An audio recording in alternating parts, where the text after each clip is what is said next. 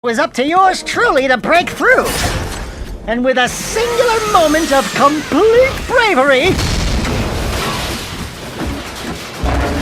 I managed to reunite us with our buds, all without me suffering a single scratch. Nice moves, my boy. You're the best man we've got to lead an expedition into the catacombs. Please, please, let us not be too hasty. Are you sure you want this dark eco freak contaminating the hallowed halls of our glorious precursors? I should lead the expedition myself. We're tired of your scheming, Vigor. I've got the answer you're looking for. My precursor monks have given me the knowledge to turn on the planetary defense grid, if you beg me to do so. Jack's always gotten us through thick and thin. I'm with him. Here, here. You washed up, vegan. Vigor! It's Vigor, you idiot! Whatever. Count Vigor, I hereby dissolve the City Council and strip you of your title, command, and all privileges. Now get out of my sight. What? How dare you! I offered you mercy, but now you will all burn in the precursor fires of creation. I swear it. That floating war factory has got to be shut down. You up for some action, Jack? Look who you're talking to. Let's rock and roll, Dax. Can I just interject here that being on Jack's shoulder has meant a sharp increase in my odds of dying? He's always heading to where the worst danger is. Now, if I'd sat on Ashland's soft, downy shoulder, all the adventure I'd have is a nice top-down view of some huge screen readouts. But no! So it was up to us, once again, to save the world and make our way up to the floating war factory high overhead. It turns out Errol was running the place. He had survived his little eco-explosion in our last adventure and had been rebuilt by his fellow Crimson bots into something bigger and better than before. With feet like that? Huh? I found some new friends to help me conquer this puny little planet. You're talking to the Darkmakers. It seems my digital self can communicate with these poor, tortured minds quite well. Oh, they're just like you and me, Jack. Well, me at least. They want a home, someone to call a friend. Destruction of all light ego! Don't fret. You won't live to see what I turn this little world into. Maybe a rock, or a floating puddle of slag, or nothing at all. Complete oblivion! So hard to choose. So Jack and I brought it. And swept up the Bolt Boy and his puny little bots. As you can see, Jack and I can easily take out any robot that boots up. Even cute talking ones that like to clank around. Yeah, that's right. I said it. Robots.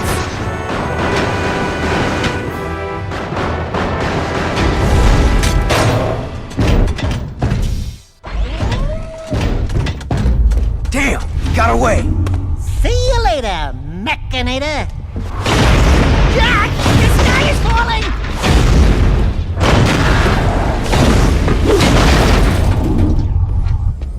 We took it to that robot goon and kicked his nuts! And bolts. Errol got away, but we shut down his robot factory. That's good, but it is troubling to see what Errol is doing. I fear he may be trying to awaken that terrible dark ship before we can destroy it. Onan says the Precursors and Darkmakers have fought over worlds for as long as time has turned. It would not be the first time a planet was lost to those monsters. Well, it's not gonna be this planet. We've lasted this long. We've just gotta find a way to destroy that thing. The truth lies at the bottom of the catacombs. That's where I need to go. As usual, we're headed straight into the danger zone to find Pecker and that dark hole leading into the core of the planet. Where have you been? I've molted 3 times already, just waiting for you. Onan says we must get through the palace ruins, but I think... Uh-oh. Jack, let me just say, before it's all over, riding on your shoulder, although it is kind of bony and uncomfortable, well, you've been a good pal. You too, Dax. These adventures, they've been great. Someone call for an army? Are you're a long way from the desert. I thought you said a smart warrior never takes his opponent head on. That depends on how hard your skull is. I'd say you and I are both rather headstrong. Let's finish this. Now this is the bling, baby. Rolling with my homies in our cool, tricked-out, fully loaded SUV. Sporting quad traction, 30-inch rubber pies, leather seats, killer sound, and of course weapons to clear away the freeway gridlock. Biatch!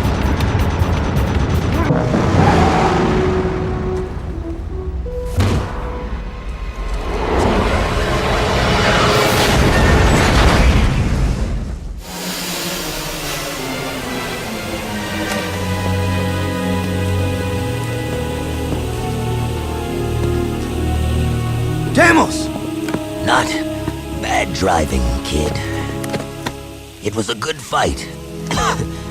And a good day to die. I'm very proud to have been by your side in the end. This world is not yet out of heroes. We did well together. Don't move, Al. Please, promise me one thing. Promise me you'll find my son, Mar. You'll know him when you see this. He's wearing an amulet just like it. A symbol of our lineage with the great House of Mar. Save the people, Jak. They need you. And the nominees for acting in a leading heroic role are... Envelope, please? Father. Yes, you were that child. I took you from Deimos, hoping to harness your eco powers for my experiments. Then I lost you to the underground. You seem upset. Did I tell you too late? You were the son of the great warrior Deimos. Oh, and he never knew. How delightful. Ah! Bigger! Thank you for opening the door to the precursors. Don't worry, I'll be back to put you out of your misery. After him, Jak! You're willing to go down there? Without a fuss this time. Yeah, well, don't get used to it. It's just that nobody hurts my best friend and lives to brag about it. Let's get him! Just for the record, when I said that, I was still a bit groggy from the explosion. But I mean, you know, Jak finding out about his dad, only after the guy was dead, and Deimos never knowing that Jak was really his... Stop it! Otzels don't cry. No, siree. No. Greetings, great warrior. Before it is too late, you must power up the planet's defense system. The ecosphere has begun its energy conversion. It will take some time for the weapon to fully charge. You have proven your worth, warrior. We grant you the gift of evolution. The honor of becoming one of us. Step aside! I will be the one who evolves into a precursor. The right is mine! Be careful what you wish for.